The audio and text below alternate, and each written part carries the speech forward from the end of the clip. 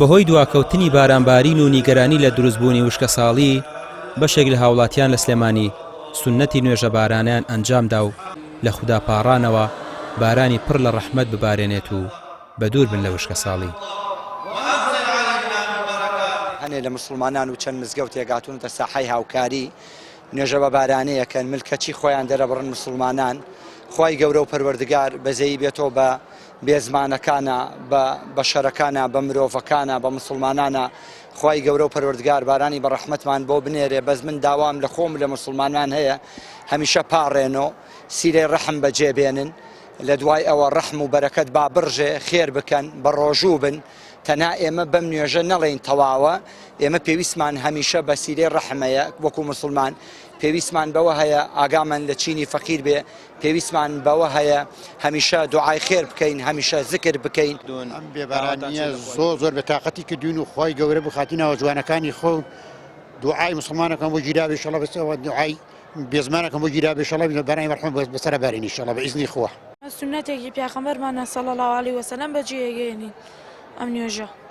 هەموو عالەمی وشکۆ کردەوە، خەڵک پێەکەنێ نازانێ بۆچی پێەکەنێ ئەڕواوێتەوە چێ ئەڵێمە قەڵایە یانی داڵقەی لە لای ئەوەیە کە گەورەترین کەسەرات کە بەسەرمانە بێبارانی ئەنا بێ عاشی کەسەرات مابەسەر نایانێ بە نەخۆشیش کەسەرات مابەسەر نایانێ ئەمە بێبارانی هەموومان وشکەکات.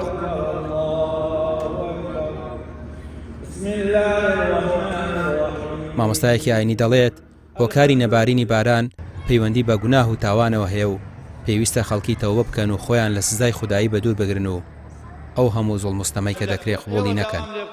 بەم نوێژە بارانەیەش دەیانەوێت داوا لە خوددا بکەن دەرگای ڕەحمەتی خۆی بکاتەوە و دوعا و پاڕانەوە نوێژەکانیان بکاتە مای خێر.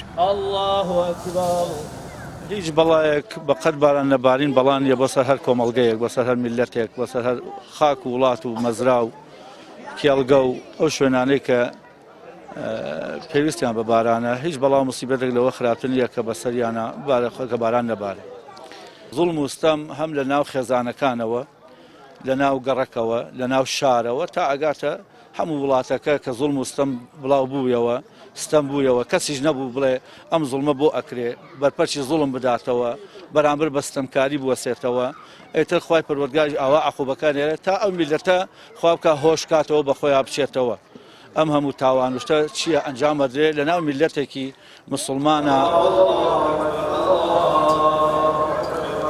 دوای ئەنجامدانی نوێژە بارانەکە نوێژخوێنان جلەکانیان بە هەڵاوگێڕی لەبەر کرد. ئەوەش وەکو ملکەچ بوون و خۆ بەکەمزانینیان لە بەرامبەر خودای پەروەردگار تا خوددا دوعا و پاڕانەوەکانیان گیرا بکات.